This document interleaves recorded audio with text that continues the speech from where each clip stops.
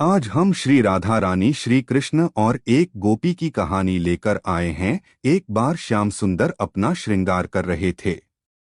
तभी श्याम सुंदर ने कुछ सोचकर नंदगांव की गोपियों को बुलाया और कहा कि अभी तुम बरसाना जाओ और ये पता लगाना कि हमारी प्राण प्यारी ने आज कैसे वस्त्र धारण किए हैं।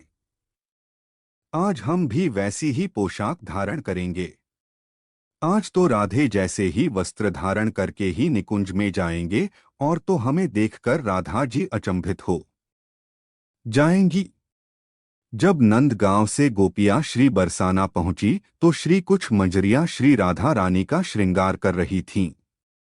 कुछ मंजरियां बाहर खड़ी थीं। उन्होंने गोपियों को अंदर जाने नहीं दिया। गोपियों ने बहुत अनुरोध किया कि सिर्फ एक झलक तो प्यारी की निहारने दो, फिर हम यहाँ से चली जाएगी।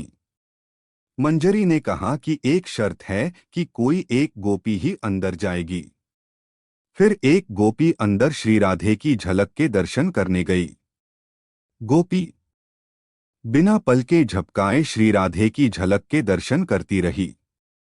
फिर उस गोपी ने तुरंत अपने नेत्र बंद कर लिए और बंद नेत्रों से ही बाहर आकर दूसरी गोपी को कहा कि अरी सखी, जल्दी से मुझे नंदगांव ले चल।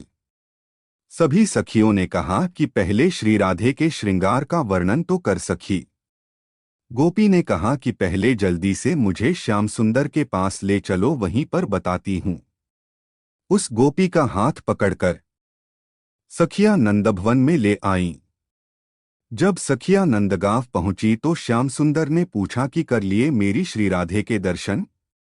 अब जल्दी से मुझे बता कैसे पोशाक धारण किए हैं, कितनी सुंदर लग रही थी मेरी प्यारी। तब गोपी ने कहा कि हमारी प्राण प्यारी को बड़े प्रेम से संभाल कर मेरे इन नेत्रों में समाकर लाई हूं। लो अब मैं नेत्र खोल रही हूं। आप मेरे नेत्रों में झांक कर प्राण प्यारी का दर्शन करें। आहा, कितना अद्भुत भाव है, कितना समर्पित भाव है। ऐसा अद्भुत और समर्पित भाव सिर्फ ब्रिज की गोपिकाएं ही कर सकती हैं। तब श्याम सुंदर ने उस गोपी के नयनों में झांका तो बरसाने में श्रृंगार करती हुई श्री राधे दिखाई दी। श्याम सुंदर अपनी प्राण प्यारी की झलक पाकर उस गोपी के नेत्रों में ही खो गए। अपलक उस गोपी के नेत्रों में ही निहारते रहे। अपना श्रृंगार करना भी जैसे भूल गए, एक स्तंभ की तरह जैसे अचेतन हो गए हो। एक गोपी ने श्याम सुंदर को पुकारा तो चेतनवंत हुए। श्याम सुंदर उस गोपी पर बलिहारी जाते हैं और बोले, तू धन्य है गोपी और तेरा प्रेम भी धन्य है। तुम्हारे प्रेम ने तो नंदभवन में बरसाना दिखा दिया है। फिर श्याम सुंदर ने श्री राधे जैसा ही श्रृंगार और पोशाक धारण किए। जिस गोपी के नेत्रों में श्री राधे देखी थी उस कहा कि अब तुम अपने नेत्रों में मेरी छवि को बंद कर लो। उस गोपी ने श्याम सुंदर को भी अपलक निहारा और थोड़ी देर में अपने नेत्रों को बंद कर दिया। श्याम सुंदर ने एक और गोपी से कहा कि इस गोपी को निकुंज में ले जाओ जहां श्री राधे बैठकर मेरा इंतजार कर रही हैं।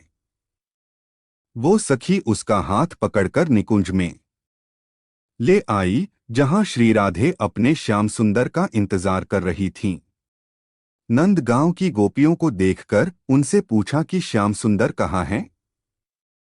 जिस गोपी के नेत्र बंद थे उसने कहा कि श्याम सुंदर मेरे नेत्रों में समा गए हैं। ऐसा कहकर उस गोपी ने अपने नेत्रों को जैसे ही खोला तो श्री राधे भी उसके नेत्रों में झांककर अचंभित सी हो गईं। उस गोपी के एक नेत्र में श्रृंगार करती हुई बरसाना में श्री राधे दिखाई दे